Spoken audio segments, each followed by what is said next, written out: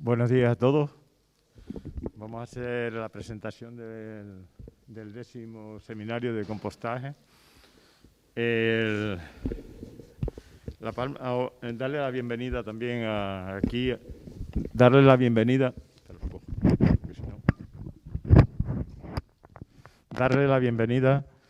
a Víctor Manuel, el alcalde de aquí del pueblo de Punta Llana, donde hacemos las jornadas, a la consejera de Seguridad y Emergencia y además pues, de Climático y Participación Ciudadana del 61 Cabildo Insular de La Palma, y a Beatriz en Compostaje en Red. Decirles también que La Palma Orgánica es un programa que tiene como objetivo prevenir generación de biorresiduos de gestión municipal a través del compostaje descentralizado a nivel doméstico y comunitario, reduciendo la cantidad de residuos que tienen que recoger tratándose y enviarse a vertederos, cerrando el ciclo de material orgánico. Les acompaña una guía, que esta guía tiene para servirles de ayuda concreta, teórica y práctica para iniciarse en los secretos de esta actividad, y nos enseña a cómo se puede hacer el compostaje con un mínimo de espacio y equipamiento. Y ahora, a continuación, le damos la palabra a Víctor, al alcalde de aquí del municipio.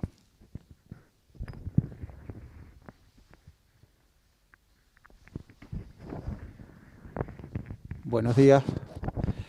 Bienvenidos a Punta Llana. En primer lugar, bienvenidos a esta 10ª jornada de Composta en Red. Es un honor para nuestro municipio tener estas jornadas, un municipio pequeño, un municipio rural. Quiero agradecer al Cabildo Insular de La Palma, al Gobierno de Canarias, Gobierno de España, a la red de municipios, a la coordinadora de entidades Composta en Red, y a todas las personas y entidades que han hecho posible que se celebren estas jornadas en el día de hoy. Para los que nos conocen, Punta Llana es un municipio pequeño de 35 kilómetros cuadrados, de 2.549 habitantes, eminentemente agrícola, también tiene una parte ganadera, de ganado caprino importante, donde apostamos claramente por diversificar también nuestra economía, por el desarrollo sostenible y también por una economía circular. Hablando de compostaje, estamos trabajando, o tenemos desde el año 2017 exactamente, la primera compostera comunitaria de Canarias. Creo que es una anécdota, creo que es importante apostar por una buena gestión de los residuos. No tiene mucho sentido llevar materia orgánica con los costes que supone el de transporte, de logística, de infraestructura, llevarlo al complejo ambiental para que después acabe en una celda de vertido. Con esto creo que podemos hacer una buena gestión, como decía, en origen, donde además de intentar que esa fracción resto no vaya menos contaminada, poder reutilizar esos productos, ¿no? Tener un recurso después que se puede volver a reutilizar. Creo que hoy debatiremos muchas cosas.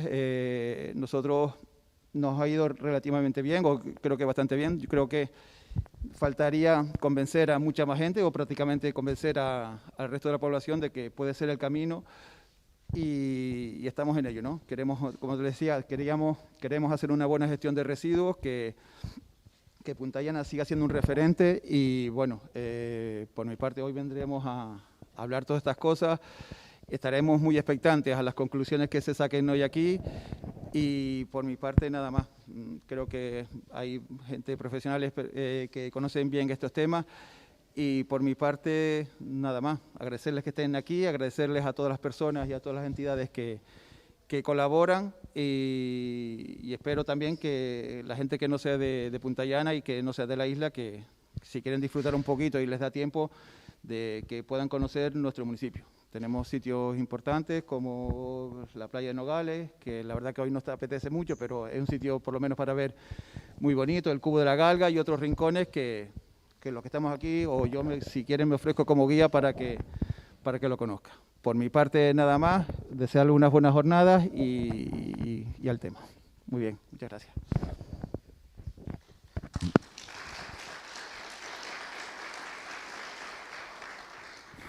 Ahora le damos la palabra a Nieves Rosa Arroyo del Cabildo Insular de La Palma, que junto con ADER son las que organizan esta jornada.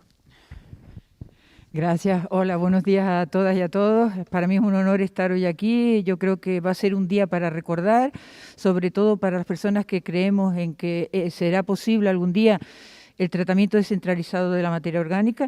Tenemos aquí la suerte de tener Composta en Red, que desde hace unos años nosotros, el Cabildo, nos hemos hecho socios para compartir muchas experiencias con ellos y creo que es un día de mucha alegría el poder contar con ellos. También quiero agradecer al alcalde de Punta Llana que bueno, siempre nombro este municipio como que siempre ha apostado por la sostenibilidad y ha apostado muchísimo por el tratamiento descentralizado de la materia orgánica y de hecho podemos ver en el mercado municipal que ya no solo hay una compostera, sino que ya hay 3. También al presidente de ADER por la colaboración que siempre ha tenido con el proyecto de la Palma Orgánica y, por supuesto, ahora mismo en la organización, tanto el gerente como todos los técnicos de ADER que han estado poniendo puesta a punto toda la organización de este seminario, el 10º seminario de Composta en Red, que por primera vez lo hacemos en Canarias y en la isla de La Palma, que tengo que agradecerlo también. También quiero agradecer al jefe de servicio de residuos que siempre me ha apoyado con el proyecto de la Palma Orgánica, así como el gerente del consorcio, que antes también era trabajador de ADER. No me quiero dejar a nadie detrás, pero hay muchas personas que han estado al lado mío desde que comenzamos en el 2014, 2015, el proyecto de la Palma Orgánica, que luego lo paré porque me fui de la política y he vuelto otra vez en el 2021, bueno, 2019, pero con la erupción pues no he podido trabajar con la rapidez que me hubiese gustado, pero tengo una cosa clarísima, si por algo estoy aquí en política, si por algo estoy ahora mismo en política es por la Palma Orgánica, por intentar cambiar el modelo de gestión de los residuos de la isla de La Palma y sobre todo el tratamiento descentralizado de la materia orgánica. Creo que no podemos seguir con una materia orgánica en una bolsa gris en donde casi el 40% es materia orgánica y donde este 40%, casi el 80% es agua, porque la materia orgánica prácticamente es agua, y no podemos seguir con modelos de transporte y de tratamiento en sitios alejados, porque es un sistema que creo que no es sostenible y sobre todo porque no tiene nada que ver con lo que ahora mismo estamos viviendo con una emergencia climática. También quiero agradecer al Gobierno de Canarias, al Gobierno de España, a todos los que de alguna manera me están ayudando para poder conseguir objetivos con el proyecto de la Palma Orgánica. Y bueno, espero que las jornadas de hoy sean bastante fructíferas. Luego hablaré sobre el tema de la Palma Orgánica, cómo empezamos. Y sobre todo, pues darle las gracias porque es un sueño para mí el poder estar hoy aquí y yo creo que un día para recordar. Así que muchas gracias y espero que sea bastante efectivo el día de hoy. Gracias.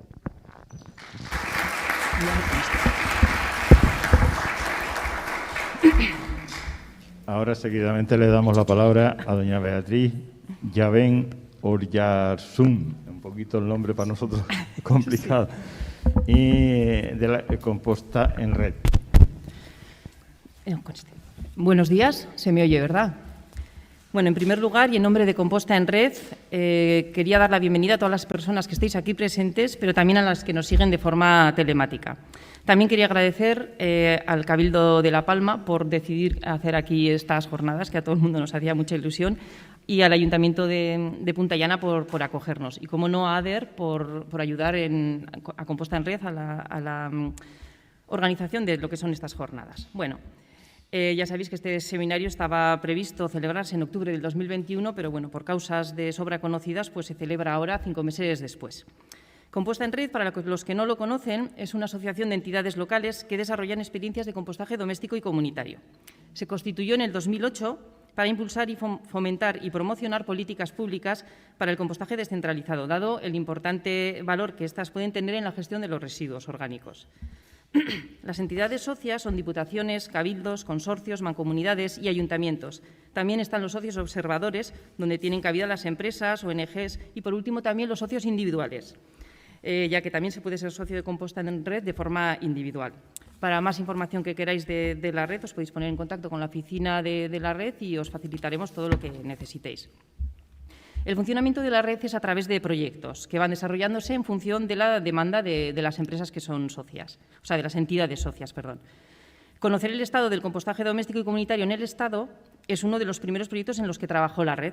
Un proyecto que se llevó a cabo en el 2012 y que a día de hoy está en fase de actualización, ya que, y para lo cual además contaremos con la ayuda del Ministerio de Transición Ecológica. Es importante saber qué panorama tenemos a día de hoy en implantación de compostaje doméstico y comunitario.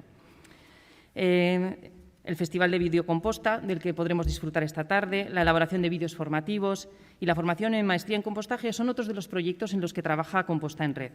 Cabe destacar el fuerte impulso que ha tenido este último proyecto, el de maestría en compostaje, durante la pandemia. Detectada la necesidad de formación adecuada para las personas involucradas en los proyectos de compostaje, se elaboró un plan de formación organizado en 4 niveles en función un poco de la actividad que iba a desarrollar cada uno. Y ya se han hecho un par de ediciones de un curso de nivel 2 desde Composta en Red. Composta en Red elabora también unos boletines trimestrales donde se difunden noticias de interés, así como acciones destacadas de las entidades que lo conforman. Y, finalmente, está el trabajo realizado a través de los seminarios anuales de compostaje descentralizado. El primer seminario se organizó en 2010 en Pamplona. A ese le siguieron los organizados en Barcelona, Madrid, Vitoria, Granada, Pontevedra, Hernani, Rivas Vacía Madrid, El Boalo, Valladolid y este último en La Palma. En 2020 la pandemia no permitió el encuentro presencial, pero no paramos. Se organizó el primer foro digital sobre compostaje descentralizado, que se llevó a cabo durante el mes de noviembre de ese año en sesiones de 2 horas, una vez por semana. En 2021, con mejores cifras ya de contagios, nos animamos a volver a lo presencial y con gran ilusión recibimos el ofrecimiento de La Palma para celebrar aquí el 10º seminario de Composta en Red. La previsión inicial de celebrar ese seminario en octubre del 21 se vio truncada por la erupción del volcán de Cumbre Vieja, que centró los ojos del mundo en esta isla y sus gentes. Comprobamos cómo la fuerza de la naturaleza está por encima de cualquier planificación. Personalmente he podido comprobar la magnitud de la erupción. Cuando la ves en televisión impresiona y cuando te acercas a esas casas engullidas por la lava te estremeces. Desde Composta en Red nos solidarizamos con todas esas personas afectadas que están demostrando una resiliencia ejemplar. Y así hemos llegado hasta hoy, donde damos comienzo al 10º seminario que tiene como reto buscar estrategias para convencer a los no convencidos, ya que aún nos encontramos con un núcleo resistente que frena y limita los proyectos de compostaje. Tendremos oportunidad de escuchar al Ministerio de Transición Ecológica la presentación sobre la nueva Ley de Residuos, que saldrá publicada este año. De la mano de la Viceconsejería de Lucha contra el Cambio Climático y Transición Ecológica del Gobierno de Canarias se desglosarán los aspectos más relevantes de la Ley de Economía Circular y Ley de Residuos de Canarias. Nos mostrarán con detalle el proyecto de la Palma Orgánica y conoceremos la amplia experiencia de la Agencia de Residuos de Cataluña en la gestión de los residuos orgánicos. Para finalizar la jornada, de una forma más distendida, tendrá lugar la 4ª edición de Videocomposta, el Festival de Cortos y Vídeos de Compostaje organizado por la red, donde se han presentado creo que al menos 8 vídeos. También están previstas para mañana una serie de visitas técnicas en las que seguro disfrutaremos y aprenderemos mucho. Como veis, el programa planteado promete ser una jornada intensa y seguro que muy productiva. Espero que saquemos todos y todas el mayor partido posible y que aprovechemos y disfrutemos de esta maravillosa isla. Agradecer nuevamente a la organización y ahora vamos a dar comienzo ya con la siguiente mesa, que bueno, en principio va a ser online, ¿verdad? Entonces, bueno, daremos paso a la ponencia marco de Javier Jerga, del Ministerio de Transición Ecológica, que nos contará la Ley de Residuos de 2022.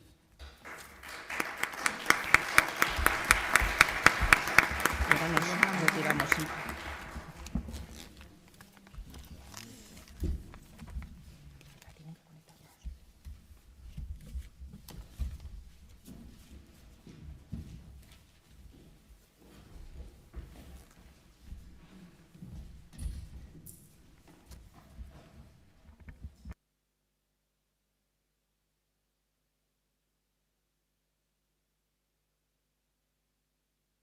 Sí.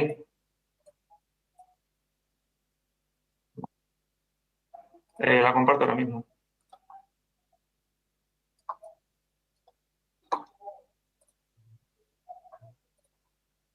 Vale. Pues Muchas gracias por la presentación y buenos días a todos. En primer lugar, me gustaría agradecer la invitación al Ministerio para poder tener esta oportunidad de explicar la nueva ley de residuos. Lo primero que me gustaría comentar es la actualización del estado de tramitación de la ley, porque tenemos unas noticias de última hora. Como seguramente ya sabréis, ayer por la tarde se aprobó la ley en el Senado y en principio ya solo quedaría un último trámite, que sería la remisión del texto aprobado en el Senado al Congreso de los Diputados para la ratificación o no de los cambios producidos en el Senado. Es cierto que no tenemos todavía fecha, pero sí que esperamos que esa aprobación se produzca en las próximas semanas, a ser posible. Pero bueno, eso ya no es un trámite parlamentario que no depende ya de nosotros, del Ministerio.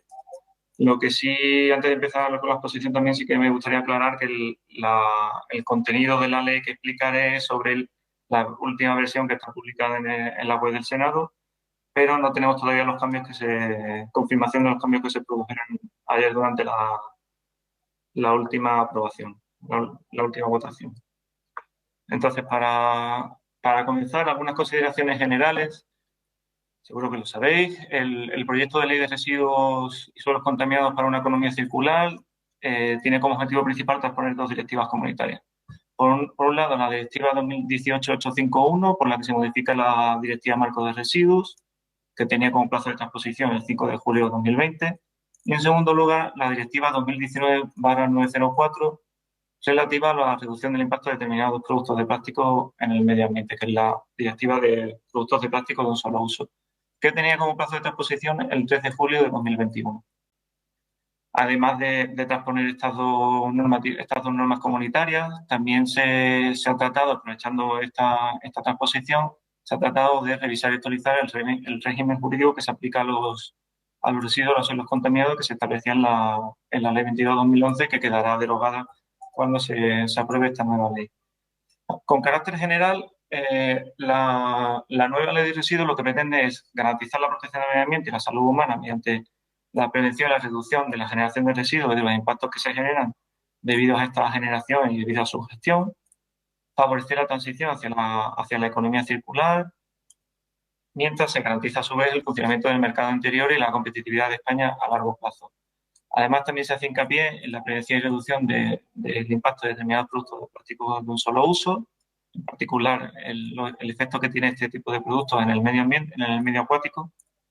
Y también, como una de las principales novedades, se establece un impuesto sobre envases de plástico no reutilizables y también un impuesto sobre la incineración y coincineración de residuos y la eliminación de residuos mediante su depósito en vertederos. Para organizar un poco el contenido de la ley, os presento aquí cuál es su estructura. Tenemos un primer título con las disposiciones generales y los principios de la política de residuos y las competencias administrativas, cómo se hace el reparto de competencias entre los diferentes niveles de la administración pública. Después hay un título dedicado a los instrumentos de la política de residuos, los planes y programas de prevención y de gestión de residuos principalmente. El siguiente título se dedica a la prevención, que es la primera vez que se hace tanto hincapié en una normativa de residuos en España sobre la adopción de medidas encaminadas a la prevención, que en definitiva es la primera opción, la acción prioritaria conforme a la jerarquía de residuos. Después hay un título más extenso sobre producción, posesión y gestión de los residuos, donde se habla de la obligación de los productores de residuos y alguna regulación adicional. También sobre las obligaciones de los gestores de residuos, algunas medidas y objetivos que se plantean y también medidas para determinados flujos de residuos específicos, como pueden ser los de residuos. Y un último apartado sobre la regulación de los traslados de residuos, tanto dentro del territorio nacional como los traslados transfronterizos. Y en este título también se incluye al final el régimen de control de las actividades de producción y gestión de residuos con el régimen de autorización y comunicación de estas actividades. A continuación hay un título dedicado a la responsabilidad ampliada del productor del producto, donde se transponen esa regulación que se recoge en la directiva marco de residuos se divide en dos secciones, en dos capítulos. En una con las obligaciones del productor del producto y una serie de disposiciones generales, y otros, en el segundo capítulo, los requisitos mínimos que se deben aplicar a los regímenes de RAP. Después, otra de las principales novedades de esta ley es el título sobre los productos de plástico de un solo uso, título que se denomina Reducción de impacto de determinados productos de plástico en el medio ambiente. Hay un título posterior de información y el siguiente serán las medidas fiscales para incentivar la economía circular, que son esos dos impuestos que mencionaba anteriormente, sobre los envases de plástico no reutilizables y sobre el depósito de residuos vertederos, incineración o coincineración. A continuación vendría el título de suelos contaminados, que aunque este título no deriva de las directivas que se transpone, pero será una buena revisión también. Y el último título sería el de la responsabilidad de vigilancia, inspección, control y el régimen sancionador, que también se ha revisado. Y por último ya las disposiciones adicionales transitorias declaratorias finales y los anexos, que son 15 y 16. No recuerdo más. Vale. Entrando ya en el contenido de la ley, lo primero que nos encontramos son las definiciones. Se han introducido numerosas definiciones nuevas, algunas procedentes de la propia normativa comunitaria, otras son propias que se ha decidido introducir porque se considera necesario para aclarar el uso de determinados términos. Y centrándome en lo que nos interesa para hoy, tengo aquí las definiciones están relacionadas con bioresiduos, con residuos orgánicos. Entonces tenemos la definición de bioresiduos, que serían aquellos residuos biodegradables vegetales de hogares, jardines, parques y del sector servicios. También se incluyen residuos alimentarios y de cocina que procedan de hogares, oficinas, restaurantes, mayoristas, comedores, servicios de restauración colectiva y otros establecimientos de consumo al por menor, entre otros. No es una definición cerrada. Cualquier comercio o servicio que tenga encaje que sea similar a esto, los residuos biodegradables que se generen también entendiendo la consideración de bioresiduos. Y también se incluyen residuos que sean comparables procedentes de plantas de transformación de alimentos.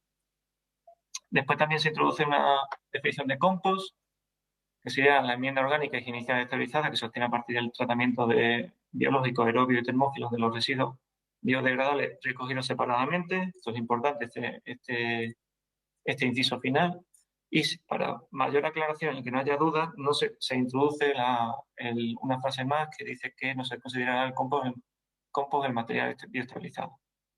De manera análoga, se introduce también la definición de digerido, material orgánico que se obtiene a partir del tratamiento biológico, anaerobio en este caso, de los residuos biodegradables recogidos separadamente, y igual que antes, no se considera digerido el material bioestabilizado. Y además se introduce la definición de material bioestabilizado, que es aquel material de contenido orgánico y que se obtiene como resultado del tratamiento en las plantas de tratamiento mecánico biológico en los que se tratan residuos mezclados. A continuación, también tenemos grandes novedades en materia de subproductos y fin de condiciones de residuos en la nueva ley. Sobre todo, la posibilidad de que se realicen declaraciones de subproductos de fin de condición de residuos a nivel autonómico. Son en ambos casos se ha regulado de manera similar. En el caso de subproductos, cuando se trata de un caso específico, es decir, de una empresa productora que genere una sustancia o objeto que se destina a una actividad o a otro proceso industrial dentro de la misma comunidad autónoma, será esa comunidad autónoma la competente para autorizar esa declaración de subproductos. Si ese destinatario, esa empresa destinataria o proceso industrial destinatario de ese subproducto fuera otra comunidad autónoma, sí que necesitaría el informe previo favorable. En cualquier caso, la comunidad autónoma que lleve a cabo la evaluación debe informar de resultados de la misma a la Comisión de Coordinación de Materia de Residuos y proceder a su aprobación conforme al instrumento que determine esa comunidad autónoma, y una vez aprobada se debe inscribir en el registro de subproductos. De manera análoga, en la fin de condiciones de residuos también se regula caso a caso. En este caso, una comunidad autónoma, si previa verificación de que se cumplen las condiciones necesarias para poder declarar la fin de condiciones de residuos, que están también esas condiciones en la ley y que proceden de la normativa comunitaria, podrá incluir en la autorización que se le otorgue al gestor esa fin de condición de residuos, de forma que el residuo que se genere, valorizado, que se genera en una instalación pueda dejar de ser residuo y sea usado en un proceso, una actividad, otro proceso industrial concreto ya como producto. También, al igual que antes, si el destinatario es otra comunidad autónoma, necesita el informe favorable previo de la comunidad autónoma de destino, donde se ubique la instalación de destino. Y asimismo, las comunidades autónomas que incluyen esta autorización tendrán que informar al registro de producción y gestión de residuos de las declaraciones de fin de condición de residuos que se conceden. También se reserva la habilitación para el Ministerio en caso de lo que se beneficie o petición de una comunidad autónoma, tanto en el caso de sus productos como fin de condición de residuos, de aprobar normas que armonicen la aplicación de estas cuestiones a nivel de todo el territorio. En materia de prevención de residuos se introducen unos nuevos objetivos cuantitativos, además del 2020, que ya procede de la ley que está vigente ahora. Se introduce el objetivo de reducción del peso de los residuos producidos conforme respecto a lo generado en 2010, de un 13% para 2025 y de un 15% para 2030. Y además se incluye la habilitación para establecer nuevos objetivos de cara a un plazo a una urgencia temporal mayor mediante desarrollo reglamentario. También queda prohibida la destrucción de excedentes no vendidos de aquellos productos que no sean perecederos, como por ejemplo textiles, juguetes, aparatos eléctricos, entre otros, salvo que haya alguna normativa que obliga a la destrucción por temas de seguridad alimentaria, bueno, en este caso no, de seguridad del consumidor, por ejemplo. También se incluye una previsión de que las administraciones públicas deberán fomentar el consumo de agua potable en sus dependencias y espacios públicos, entre el uso de fuentes, siempre garantizando las condiciones de higiene y seguridad alimentaria, o el uso de envases reutilizables, excepto con la única excepción de los centros sanitarios, que sí se permite esa comercialización en envases de un solo uso. Y también, en este sentido, para reducir el consumo de envases de un solo uso, sí que se obliga al sector de la hostelería y la restauración a que tengan que ofrecer siempre la posibilidad a los consumidores, a los clientes, de consumir agua no envasada de manera gratuita y complementaria a la oferta que tenga el mismo establecimiento. En materia de residuos alimentarios se incluye un nuevo artículo en consonancia con lo que indica la directiva, de forma que el programa de prevención de residuos, también los programas estatales y los autonómicos, tendrán que incluir un apartado específico para residuos alimentarios. En el caso de las entidades locales, la inclusión de este apartado es optativa.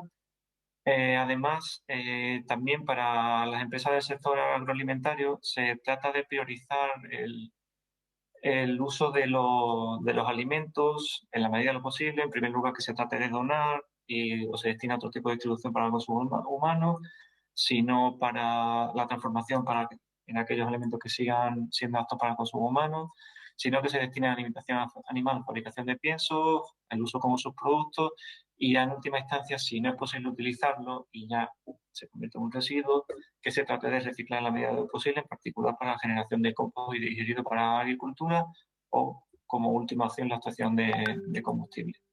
Asimismo, se habilita a las entidades locales que establezcan bonificaciones en las tasas de residuos para las empresas de distribución alimentaria y restauración que implante sistemas de gestión que minimicen la generación de residuos alimentarios. Y también se prevé que las entidades sin ánimo de lucro que reciban donaciones de alimentos tengan la consideración de consumidor final a efectos fiscales, lo que tiene una serie de beneficios, aunque sí que mantendrán las obligaciones como operador alimentario respecto a los beneficiarios.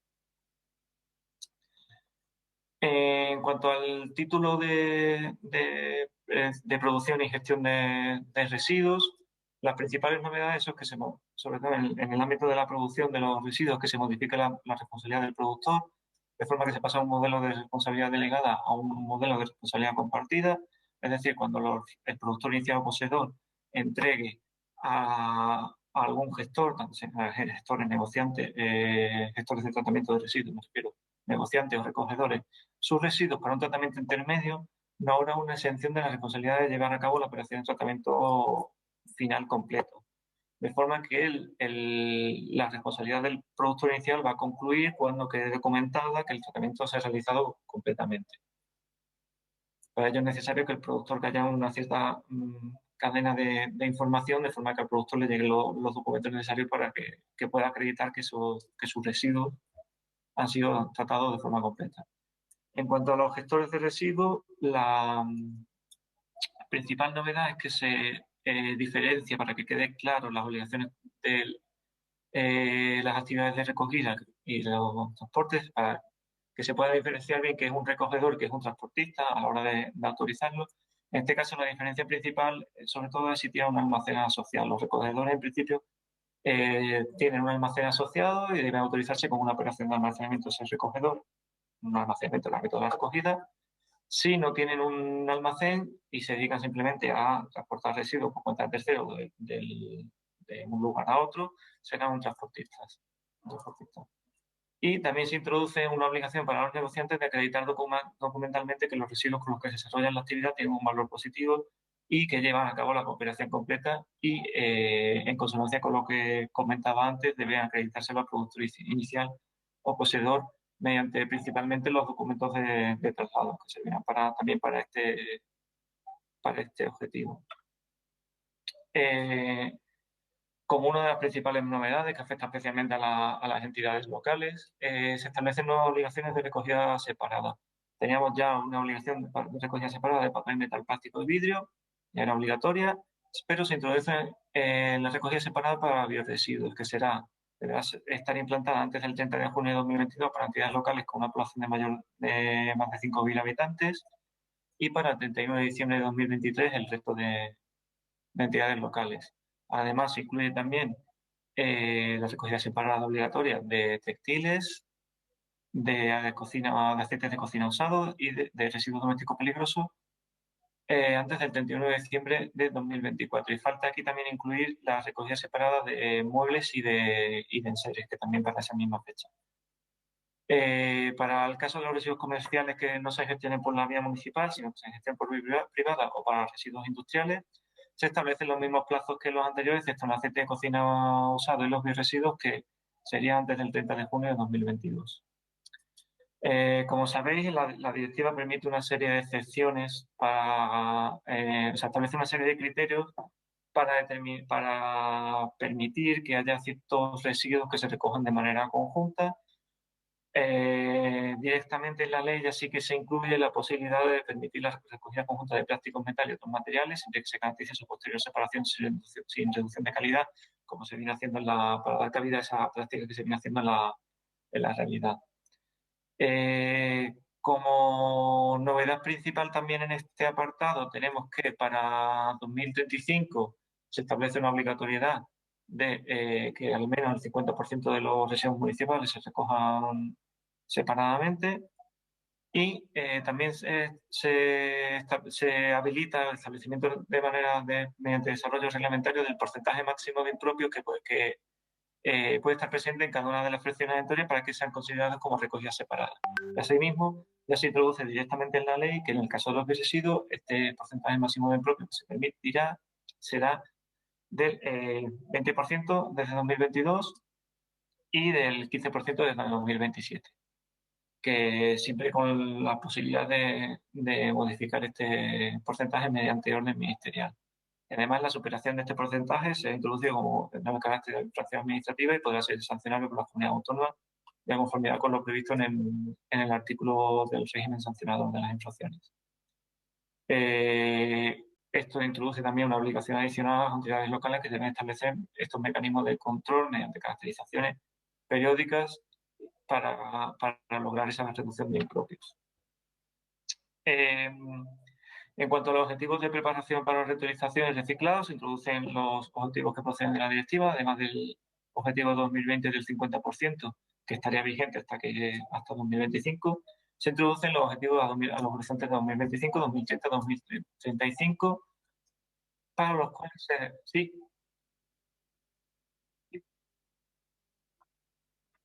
Vale, sí, sin problema, sin problema. Vale.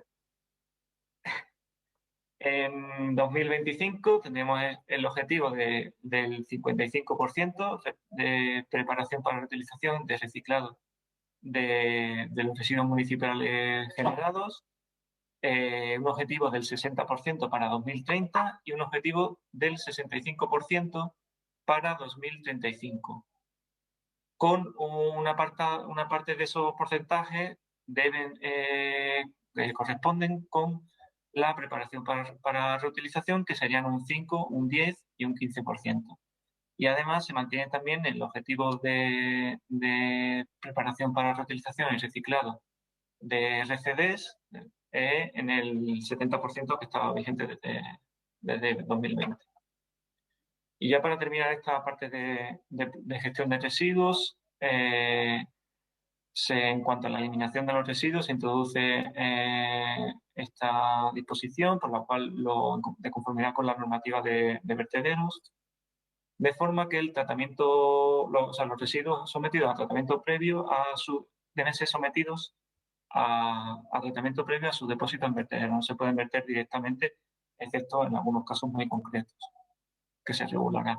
Además, se introduce la prohibición de quema de residuos vegetales que se generan en entornos agrarios silvícolas, excepto cuando haya razones de carácter fitosanitario que sí que aconsejen hacerlo, o por razones para evitar, para prevenir incendios forestales. Y en el caso de que sí se haga, siempre tienen que contar con la autorización individualizada. Y el resto de residuos vegetales que estén sujetos a esta ley y no se les puede aplicar alguna de las excepciones anteriormente mencionadas, sí que deberán gestionarse conforme a los previstos en esta ley, aplicando, por ejemplo, la jerarquía de residuos. Hay un capítulo específico para bioresiduos, que creo que es especialmente importante para los que estamos aquí hoy. Así, las entidades locales adoptarán las medidas que sean necesarias para la posibilidad o el compostaje doméstico comunitario, separación y reciclado de origen, o la recogida separada y su tratamiento en una instalación diferenciada para este tipo de residuos. Se habilita la posibilidad de recogida conjunta de bioresiduos con envases compostables que cumplan con esa norma europea, según se regulen las ordenanzas municipales, y deberán recogerse en bolsas compostables que cumplan también con la norma europea que se indica, o en otros estándares europeos nacionales que se vayan aprobando. También se incluye la posibilidad de un desarrollo reglamentario para eximir al compostaje doméstico comunitario de autorización, y se establecen también que los criterios de fin de condición de residuos de compost y del digerido serán los establecidos a nivel europeo, sin que exista la posibilidad de determinar estos criterios para el material bioestabilizado. Y ya por último, se trata de establecer una serie de jerarquías en el uso de ese compost digerido anterior, priorizando el sector agrícola, la jardinería o la regeneración de áreas degradadas, y en último caso usarlo para el uso del biogás para fines energéticos. En cuanto al régimen de control, hay algunas novedades muy concretas. En cuanto a la autorización, están sometidas a autorización las instalaciones de almacenamiento en el ámbito de la recogida. Se aclara para que no existan dudas posteriores, también las instalaciones de tratamiento de residuos y todos los gestores, ya sean realicen recogida, son todos los gestores de recogida de tratamiento. Además, se incluye, quedaban un poco en el limbo aquellas operaciones de tratamiento como el relleno, la R10, que no tenían una instalación, no se sabía muy bien cómo autorizarlo, así que se aclara el régimen de autorización para estas instalaciones, para estas operaciones, y también se aclara el régimen de instalaciones para las instalaciones móviles. Y por último, en cuanto a la comunicación, quedarían sometidos al procedimiento de comunicación los productores de residuos peligrosos, los productores de residuos no peligrosos que superen 1.000 toneladas al año, agentes, negociantes, transportistas y otras actividades que queden exentas de autorización conforme al artículo 34. En cuanto al título quinto de productos de plástico de un solo uso, que es uno de los principales novedades que introduce la ley, se introducen un calendario de reducción de determinados productos de plástico, son vasos y recipientes alimentarios, del 50% en 2026, del 70% en 2030, y la prohibición de entrega gratuita a partir de 2023. Además, se introducen algunas medidas adicionales para otros productos de plástico no compostable para que se vayan reduciendo. Y también se prohíbe la introducción en el mercado de otros productos como son pajitas, bastoncillos, cubiertos, platos, vasos o productos de plástico oxodegradable. Y también las microesferas de plástico de menos de 5 milímetros que se añaden intencionadamente. Hay medidas relativas al diseño, de forma que los tapones y tapas de los recipientes deben estar siempre unidos al recipiente a partir de 2024. Y se introduce un contenido mínimo de material reciclado en botellas de plástico PET para 2025 y el del 70% para 2030. Y también hay otras obligaciones, requisitos de marcado para informar al consumidor, objetivos de recogida separada de botellas y la aplicación del régimen de RAP para determinados productos con 2 horizontes temporales para 2023 y 2025. Además, se adoptaron algunas medidas de concienciación para los consumidores y se incluye una disposición para garantizar que se integren estas medidas en la normativa acerca de la protección del medio marino y de materia de agua y seguridad alimentaria. En cuanto a las obligaciones de información, sí que se amplía las figuras que deben disponer del archivo cronológico a los productores iniciales que generen entre 10 y 1000 toneladas de residuos no peligrosos. Y también la memoria anual se amplía por mandato de la directiva a todos productores y gestores de residuos peligrosos que actúen con carácter profesional. Y en cuanto a la fiscalidad ambiental, sabéis que se introducen 2 impuestos especiales, uno sobre los envases de plástico, tributo de naturaleza indirecta, recae sobre fabricación, importación, adquisición de estos envases. No solo este impuesto no solo afectaría a envases, sino también a todos los productos de plástico no reutilizables que sirvan para contener productos líquidos o sólidos o para envolver bienes o productos alimenticios, así como los que estén compuestos de aquellos envases que sean multimaterial, pero que contengan plástico, también están sujetos al impuesto por la parte correspondiente al contenido en plástico. El hecho imponible es, como decía, la fabricación, importación o adquisición intracomunitaria con ese tipo impositivo, y hay una serie de exenciones para envases de medicamentos o de alimentos de usos médicos, o en cuestiones en temas también de agrícolas y ganaderos. Y también se introduce el impuesto sobre el depósito en vertedero de incineración y coincineración, que se aplica a todo el territorio del Estado y está cedido a las comunidades autónomas. El hecho imponible en la entrega de residuos para la eliminación en vertedero, para la entrega de residuos en incineradoras y en coincineradoras, con un tipo impositivo que depende del tipo de vertedero, del residuo vertido y también según el tipo de incineradora, con un tipo máximo de 40 euros por tonelada, en el caso de los residuos municipales que no se hayan tratado, pero siempre se guarda la posibilidad de que las comunidades autónomas puedan incrementar estos tipos. Hay diferentes exenciones para situaciones de causa de fuerza mayor, residuos para los que no existan otra opción mejor, o obligación legal de eliminación, o residuos inertes que se utilizan para obras de restauración, por ejemplo. Hay un periodo para el caso de los residuos industriales, un periodo transitorio de 3 años. Para la aplicación de este impuesto, el sujeto pasivo, el contribuyente será quien realice el hecho imponible, el sujeto pasivo serán los gestores de las instalaciones. Y ya para terminar rápidamente, otras modificaciones, se regula el régimen de la responsabilidad ampliada del productor conforme a lo establecido en la directiva, aunque se establecen las disposiciones generales a aplicar en todos los flujos de residuos de productos asociados, pero ya la concreción para cada flujo se tendrá que desarrollar mediante el Real Decreto. Se eliminan los 3 casos donde se podían implantar el SDDR y las condicionantes específicas para envase. La implantación del SDDR se condiciona al cumplimiento de los objetivos. Se introduce el Inventario Nacional de Recuperación Voluntaria de Suelos Contaminados. En materia de traslado se obliga a la remisión del anexo 7, materia de traslados transfronterizos, y se revisa el régimen sancionado para introducir algunas infracciones nuevas como la relativa al littering o la quema de residuos que comentaba anteriormente.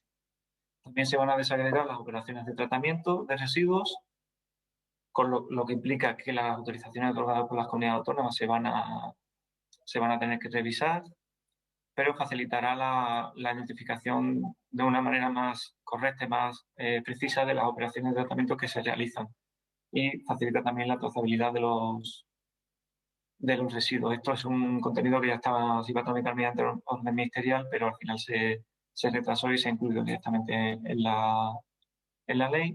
Y después hay diversas disposiciones adicionales sobre situaciones de emergencia, por ejemplo, en caso de crisis sanitarias como la que tenemos actualmente, el traslado al MITER del registro integrado industrial, de RAES, de aparatos y pilas, la disposición sobre el censo de instalaciones y emplazamientos con amianto, y la previsión de realizar un desarrollo reglamentario para regular las RAP para textiles, muebles, enseres y plásticos de uso agrario no envase para los próximos 3 años.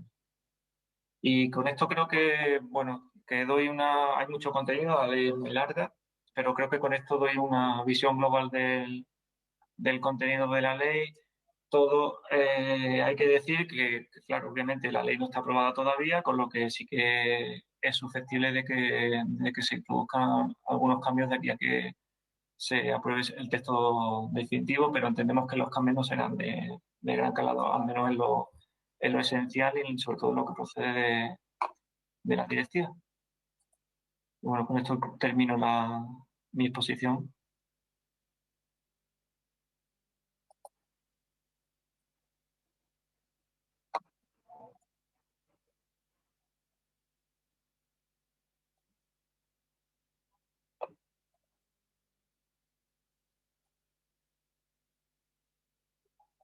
Vale.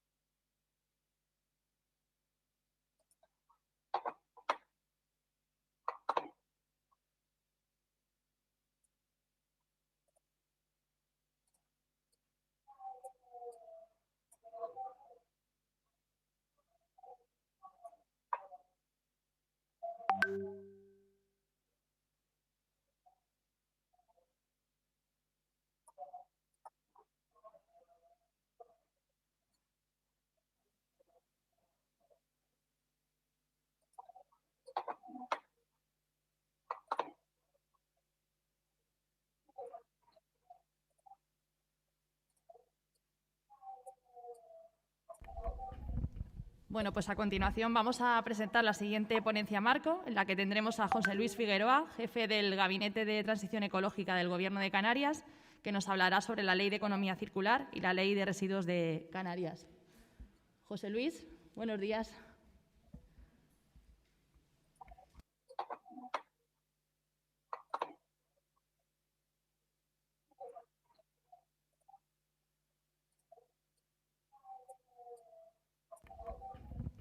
Bueno, pues a continuación vamos a presentar la siguiente ponencia marco, en la que tendremos a José Luis Figueroa, jefe del Gabinete de Transición Ecológica del Gobierno de Canarias, que nos hablará sobre la Ley de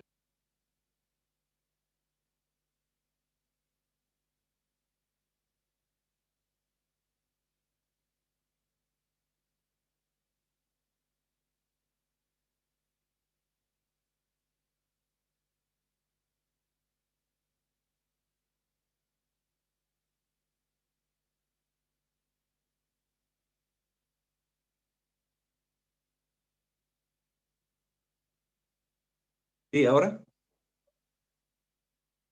Bien. Disculpen, primero un abrazo a todos y a todas y a los amigos y amigas de La Palma con todo el cariño. Disculpar al viceconsejero que no ha podido estar, y yo no he podido estar ahí por una cuestión hospitalaria, que es que tengo en unas horas que entrar al hospital por un asunto personal. Bien, primero me parece que es necesario enmarcar la Ley de Economía Circular Canaria debidamente en la estrategia de transición ecológica de la Consejería y del Gobierno de Canarias, En agosto del 19 declaramos la emergencia climática, que fue ratificada y aprobada por unanimidad en el Parlamento de Canarias el 20 de enero del año 20, justo un mes y pico antes de que entráramos en pandemia. Y en esa emergencia climática se determinaban las líneas maestras por las que íbamos a conducir esa emergencia y cómo íbamos a abordar las distintas leyes que queríamos impulsar en esta legislatura. El problema de esta legislatura, además de lo que ya todos conocemos, es que se superponían legislaciones y adaptaciones de distintas directivas y teníamos que ir rápidamente creando legislación, pero también acompasándola con el Estado. Además, el Gobierno de Canarias impulsa decididamente los ODS. Con la pandemia tuvimos que impulsar la Ley 521 de medidas urgentes para facilitar las actividades económicas en el sector agrario, el sector energético, turístico, etcétera. Y al mismo tiempo teníamos que intentar que las 3 leyes que iban a conducir nuestra estrategia de transición ecológica, la Ley de Cambio Climático, la Ley de Biodiversidad y Recursos Naturales y la Ley de Economía Circular, se acompasaran. Estamos en ese proceso. En este momento la Ley de Cambio Climático está en el Parlamento, pendiente de la discusión parlamentaria. La Ley de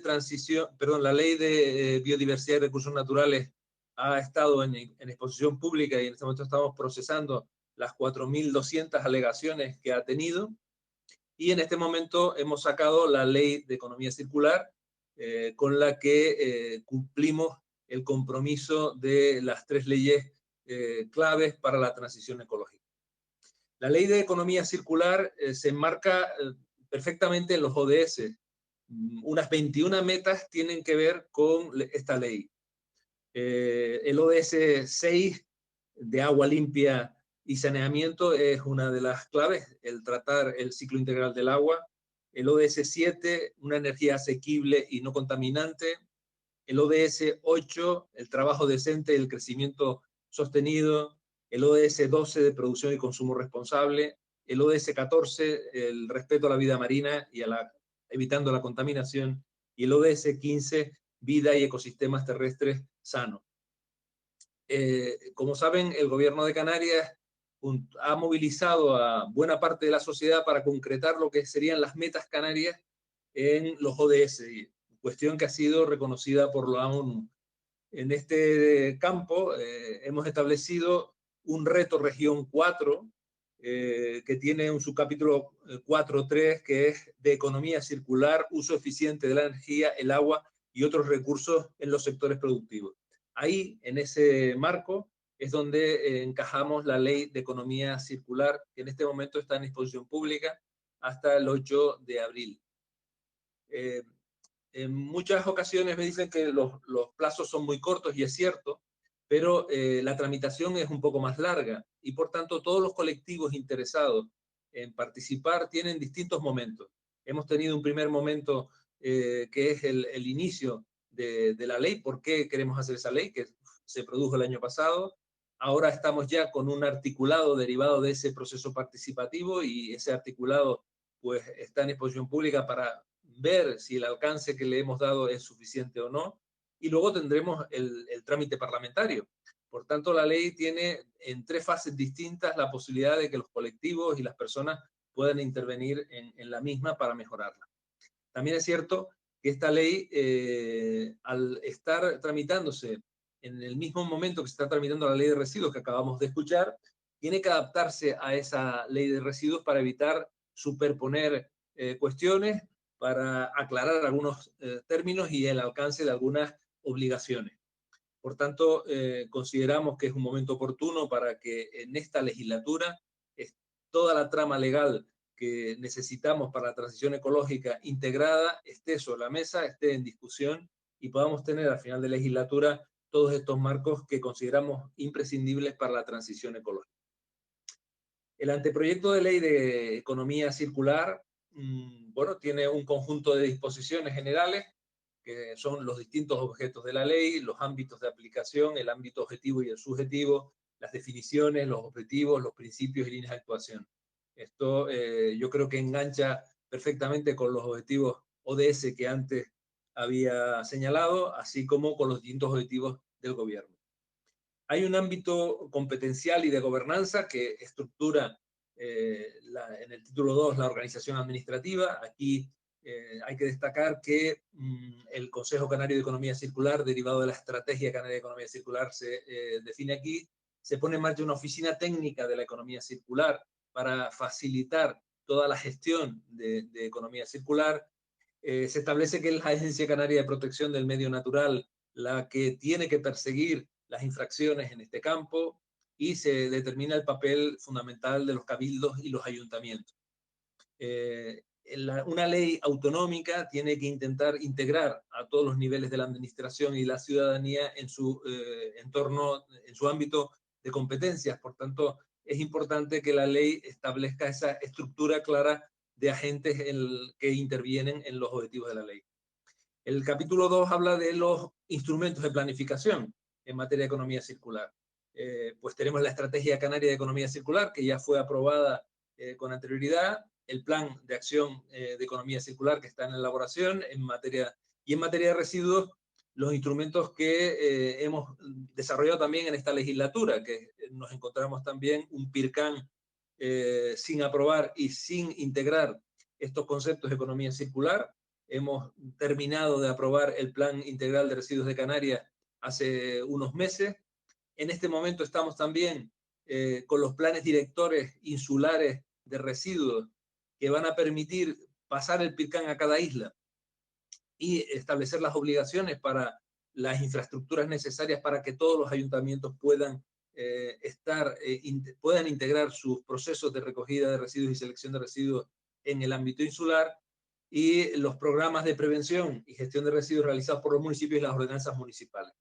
Es decir, que las ordenanzas municipales son fundamentales, pero esta ley establece que mientras no haya ordenanzas, la ley tiene que ser de obligado cumplimiento por los ayuntamientos, por lo que, aunque vamos a intentar que todos los ayuntamientos actualicen sus ordenanzas, las prescripciones de la ley van a ser obligatorias para todos desde que esta sea aprobada. Dedicamos un capítulo importante a la contratación pública, donde hay que destacar la necesidad de establecer la contratación pública responsable, la contratación pública para integrar a los colectivos sociales en el trabajo de la economía circular. Uno de los objetivos claves de los ODS, que siempre hay que tener como referencia, es la inclusión, el construir unas infraestructuras resilientes, una industrialización inclusiva y sostenible que fomente la innovación. Este aspecto de los ODS tiene que estar reflejado en la capacidad de contratación pública para articular un tejido social y económico alrededor de la economía circular. El título 3 de la ley habla de la implantación del modelo de economía circular, en la que tenemos el ciclo de vida útil de los productos y servicios, el registro canario de análisis del ciclo de vida de los productos, la estrategia de implantación del análisis, que no será cosa sencilla, la producción, distribución y consumo circular, donde destaca la necesidad de reducción del consumo, la promoción de la economía circular en el ámbito marino, el etiquetado y las certificaciones, la digitalización de la economía circular, que nos parece fundamental, el poder tener la trazabilidad de todos los residuos o los recursos que se pueden transformar en residuos en las islas, y la economía colaborativa. A continuación tenemos el capítulo 3 con la prevención y gestión de los residuos. Las obligaciones de los productores que, como ven en la ponencia anterior, se van ajustando y se tienen que ajustar. Tenemos que ajustar la ley a lo que apruebe el Parlamento finalmente, antes de que incorporemos esta ley en el Parlamento de Canarias. Los objetivos de prevención y gestión de los residuos municipales, qué objetivos, la estructura de los objetivos va a quedar clara en esta ley. Las medidas de prevención de residuos y su reutilización, la de reducción del desperdicio alimentario. Consideramos que el desperdicio alimentario debemos tener ahí un objetivo muy ambicioso. Hemos definido que queremos que antes del 2030 el 70% de los residuos alimentarios estén procesados debidamente o se reduzcan radicalmente o se procesen en la industria alimentaria de los animales, por ejemplo, o en otras cuestiones que pueden ser muy interesantes. La extensión de la vida de los productos, las instalaciones en la gestión de los residuos en Canarias, el compostaje doméstico, individual y comunitario. del que trata esta jornada y que al final pues trataré de referirme a él, el traslado de residuos y los subproductos o el fin de la condición de residuos. Otro capítulo importantísimo es el ciclo integral del agua en la economía circular azul de Canarias.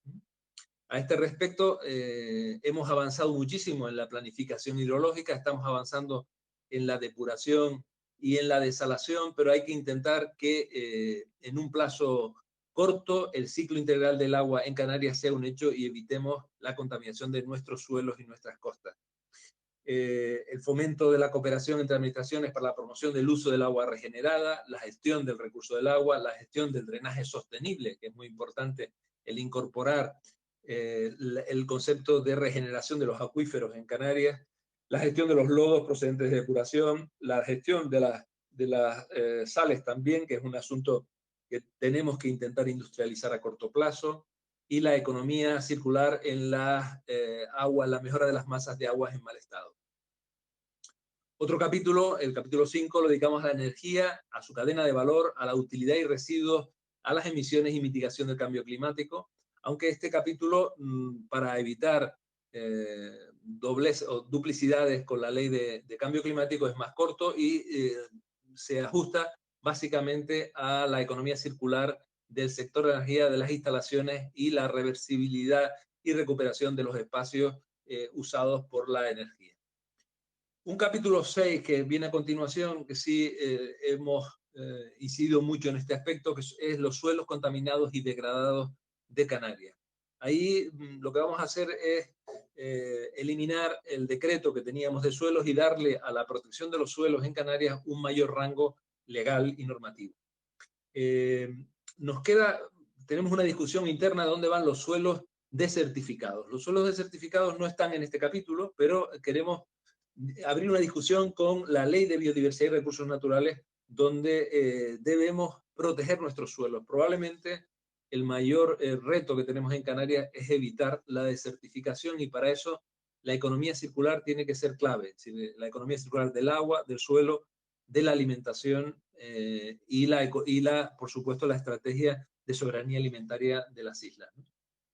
En este caso, determinamos las distintas categorías de suelo, las fórmulas de regeneración de los suelos, los efectos de las declaraciones de suelo contaminado o degradado, las fórmulas para evitar las sanciones, de manera que los propietarios de estos suelos o los que hayan realizado afecciones al suelo puedan reponer o puedan devolver el suelo a su estado original. Para implementar la economía circular hemos establecido otra serie de capítulos. Por un lado, la política financiera y fiscal. En este sentido, es una política más de fomento, de fomentar que las empresas y los colectivos puedan acudir a líneas de financiación europea, préstamos, avales, subvenciones y ayudas para crear esa gran red de centros de economía circular. Apelamos aquí también a la investigación, a las universidades y dedicamos un capítulo al Fondo Canario de Financiación Municipal. El Fondo Canario de Cooperación Municipal es un fondo generado para la mejora y el saneamiento de los municipios, pero un 50% de ese fondo está condicionado por las políticas del Gobierno de Canarias, mientras que otro 50% es de libre elección por los municipios. Nos parece que ese fondo debe condicionar la parte del Gobierno de Canarias al cumplimiento de objetivos ambientales. Y en este sentido vamos a ligar el acceso de los ayuntamientos a los fondos a la capacidad de cumplir los objetivos ambientales de esta legislación que tenemos en marcha. A continuación hablamos del empleo y la formación, en I+D+I+C, es decir, la importancia de la investigación, el desarrollo, la innovación y la competitividad de las empresas. El ecodiseño, la formación acreditada en el campo de la economía circular y la necesidad de incorporar factores privados, incorporar a las empresas a las políticas de I+D+I.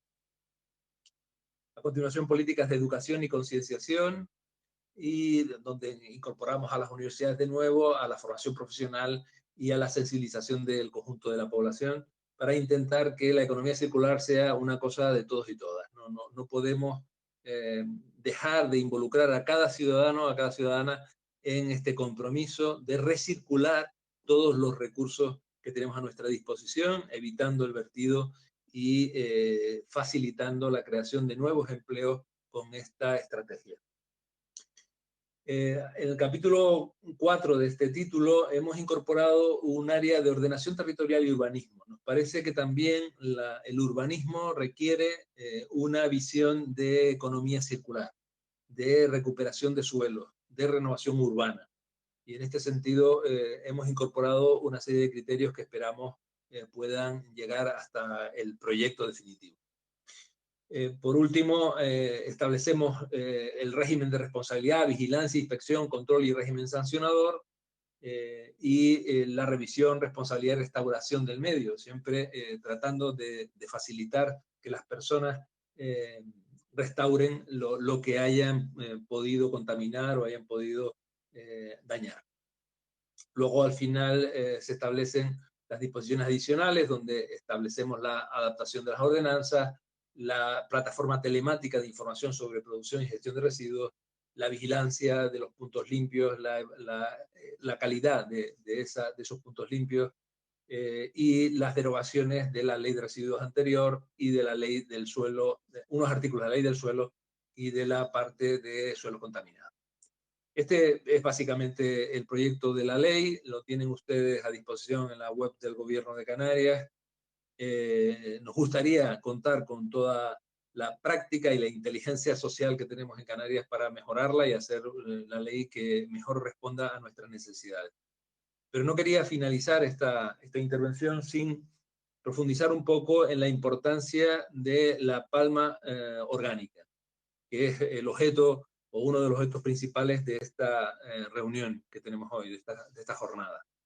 La palma orgánica es un proyecto que lidera nuestra consejera Nieves y el Cabildo de La Palma, con un conjunto de organizaciones donde destaca ADER, el Consorcio de Residuos de la isla y todos los municipios y colectivos sociales de La Palma. Nos gustaría que La Palma orgánica fuera el mejor ejemplo para todas las demás islas de lo que debe ser el compostaje comunitario, el tratamiento de los residuos, la sensibilización para que cada cáscara de plátano que tiramos a la basura pueda reconvertirse en parte de nuestra agricultura ecológica en la isla. No es desdeñable pensar que en este momento de crisis tenemos un problema muy serio con los inputs agrarios, con los abonos, con los productos de todo tipo. Y la economía circular, la palma orgánica, viene a ser una respuesta clara a esta crisis que tenemos, que estamos sufriendo en este momento. Y nos gustaría, en todo caso, apelar a la participación de todos y todas para que la palma orgánica sea un éxito, que estas jornadas sean un éxito y que podamos contar en Canarias con un punto de reflexión y de estrategia que nos permita aprender a todos y a todas para hacer mejor cada día nuestro trabajo en la administración, en las organizaciones sociales y en las empresas. Muchas gracias.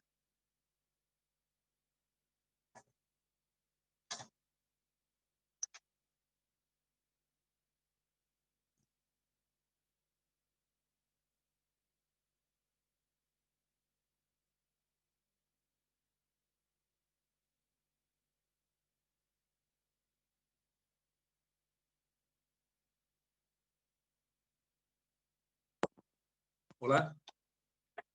Sí.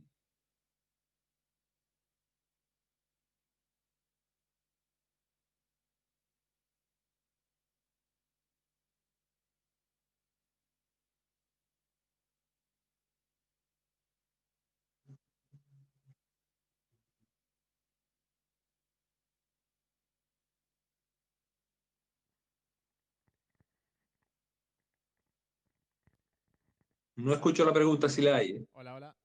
¿Ahí se escucha?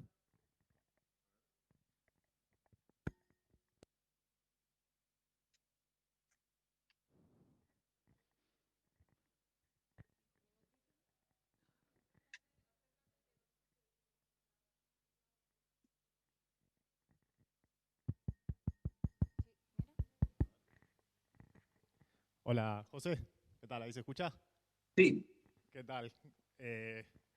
Bueno, muchas gracias por la presentación. Muy emocionado de escuchar esta nueva ley.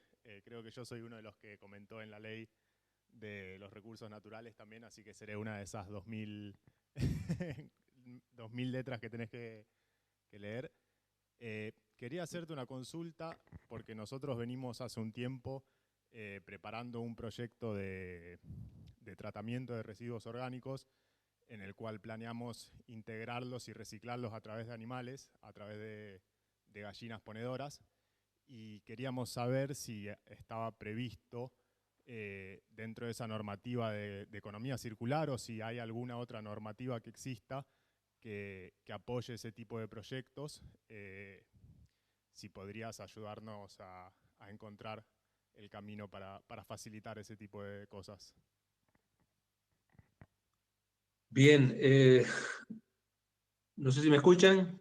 Sí, sí.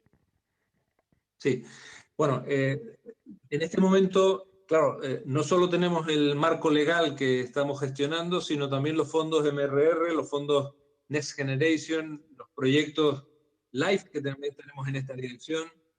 Y voy a intentar explicar los dos planos en los que nos estamos moviendo. Por un lado, un LIFE de residuos orgánicos. Estamos apostando por un LIFE de residuos orgánicos para Canarias porque la Comisión nos había prometido que si sacábamos adelante el PIRCAN en los tiempos comprometidos, pues podíamos optar a esa financiación. Eso por un lado. Por otro lado, los proyectos de economía circular en los fondos Next Generation tienen un criterio fundamental, que sean capaces de integrar distintos procesos, distintas cadenas de valor que permitan articular a la sociedad en torno a los nuevos objetivos. Es decir, no se trata de un proyecto individual, sino un proyecto que es capaz de aglutinar la solución para un territorio, un conjunto de empresas, un conjunto de agricultores en este caso, y poner en valor todos esos subproductos. Habría que analizar la propuesta, pero en este momento se ha abierto el PERTE de economía circular para toda España y ahí yo creo que tiene cabida un proyecto de esa índole. Tendríamos que reunirnos y hablarlo con más detalle y estamos a tu disposición para intentarlo. Pero si tiene esa componente de residuos de gallinaza, que son residuos que no son fáciles de usar en la agricultura directamente, que deberían tener un tratamiento a lo mejor para energía, que podría ser para biogás, por ejemplo, o a lo mejor para con lodos de depuradora, etcétera. Es decir, que hay que ver dónde lo quieres desarrollar, con qué procesos puedes hacer sinergias y cuáles son los subproductos que podríamos obtener de ese tratamiento. En este momento, aunque la ley todavía está por aprobarse, creo que con ese enfoque podemos abordar ese proyecto en el campo de la estrategia PERTE de economía circular a nivel nacional.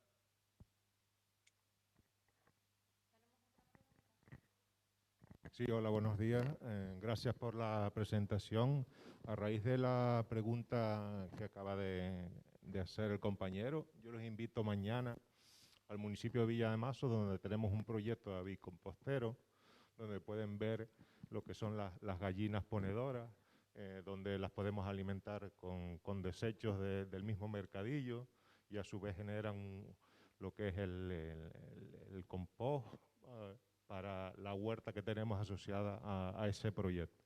Si quieren mañana, cuando vayan a visitar el compostaje comunitario, que tienen previsto visitarlo mañana, está aledaño al compostaje comunitario, lo que es el avicompostero que tenemos en ese proyecto. Y después otra pregunta que le quería hacer, hablaste o pasaste por encima lo del suelo urbano, algo que entraba en la ley del suelo urbano. No sé si podrías ampliar un poquito más esa cuestión. Sí, tratamos con este tema, era un objetivo del viceconsejero, intentar, si en la ley de economía circular podríamos tratar aspectos urbanísticos. Tengo que decir que entre las estrategias que estamos desarrollando y que no he nombrado está la Agenda Urbana Canaria, que también hemos desarrollado un conjunto de indicadores para que los municipios pudieran desarrollar su propia agenda urbana, ¿no? Esto está también en la web del gobierno, pero ahora queremos hacer un atlas de indicadores interactivos para que sea más fácil para los municipios. Pero bueno, cualquier cuestión sobre esta me la piden y les hago llegar toda la documentación que tenemos si no la encuentran en la web. El tema del urbanismo es básicamente que tenemos que liberar suelo que está ya ocupado para nuevas actividades.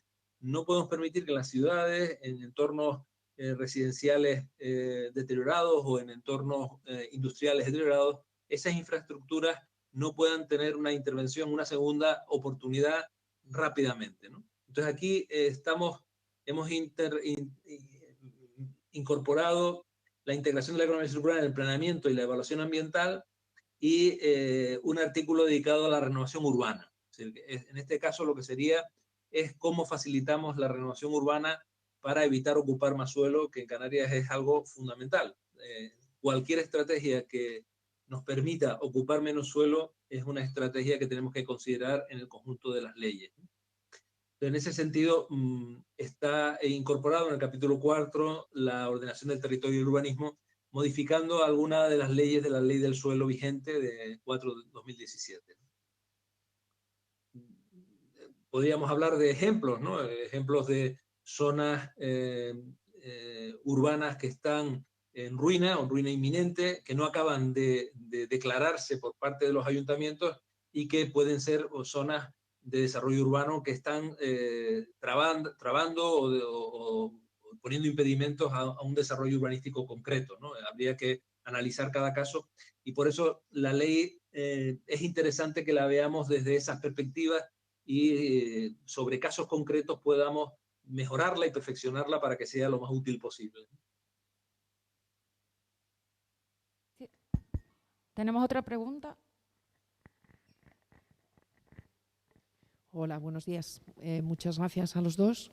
Mi pregunta es a Javier Yerga y me gustaría que nos hablaras de las autorizaciones necesarias en el caso de las instalaciones de compostaje comunitario, si también va a haber algún tipo de limitación, esto por un lado. Y por otro lado, sí que también me gustaría que nos hablarais de los instrumentos de control para poner en marcha la ley que nos habéis presentado, que nos has presentado. No sé si me podéis pasarla. Es que no he entendido la pregunta del todo, no lo he escuchado bien. ¿La vuelvo a repetir?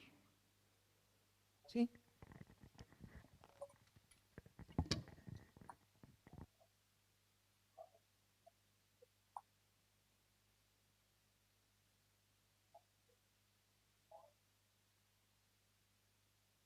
Ah, vale.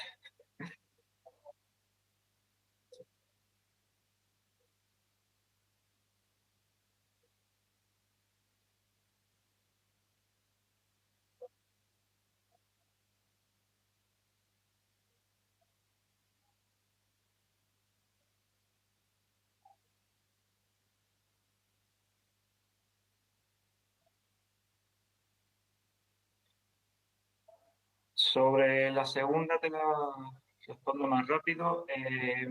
La ley sí que, como comentaba, sí que prevé ya que mediante desarrollo reglamentario se haga una excepción a las actividades de compostaje doméstico comunitario.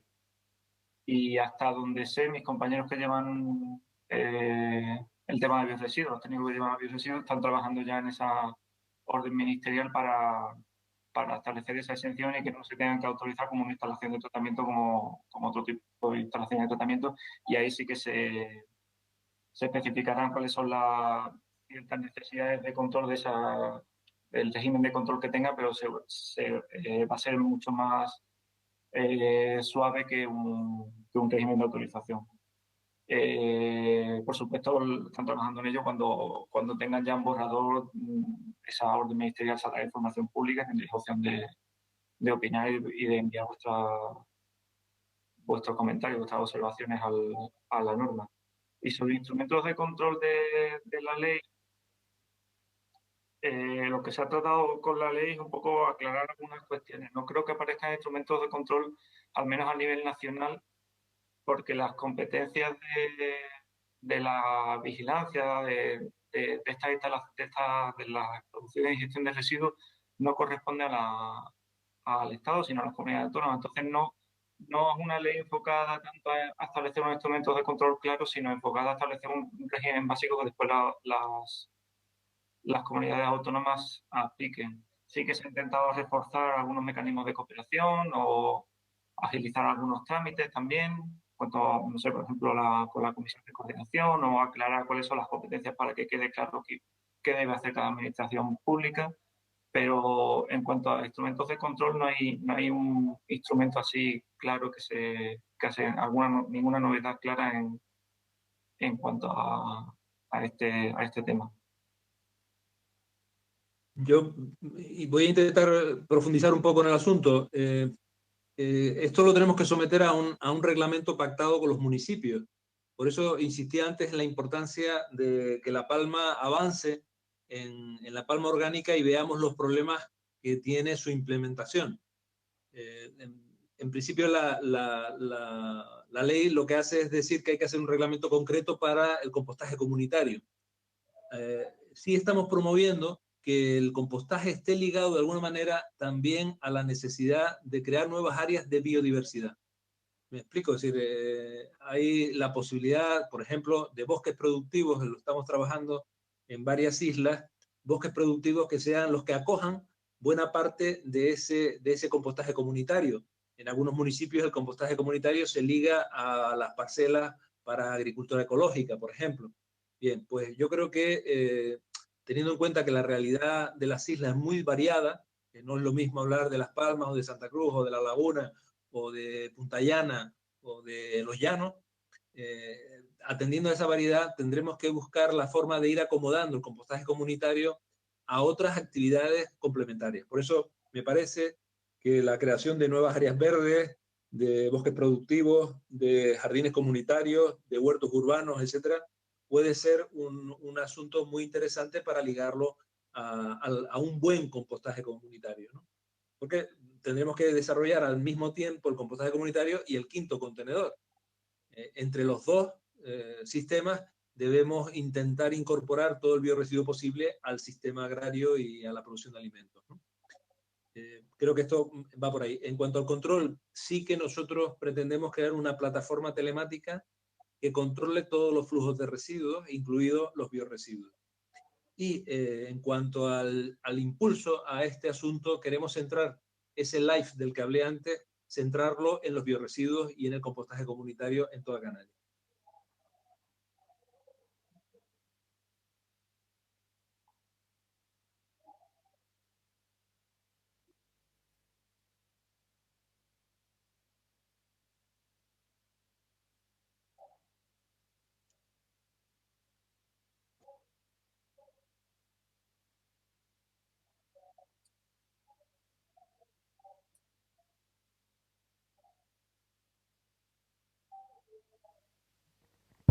Bueno, pues parece que no hay más preguntas. Muchísimas gracias a los ponentes por haber estado hoy con nosotros y hacernos partícipes de esta parte normativa que es más dura y que al final es la que nos manda a todos.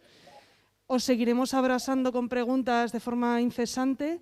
Necesitamos ver ya esa orden para ver qué hacemos con nuestros centros de compostaje comunitario, que además están creciendo y que tienen distintas características, y a ver cómo conseguís integrarlas todas y que ninguno se quede ahí sin autorización, que seguro que se quedará. Y supongo que los municipios canarios te preguntarán a ti de una forma intensiva a ver cómo queda esa ley que les va a afectar de manera directa. Por nuestra parte cortamos aquí, nosotros nos vamos a tomar café, vosotros haced lo que podáis, que cada uno. Los que están online también les damos permiso para que vayan al baño, intentaremos ser puntuales a la vuelta y nada. Muchas gracias.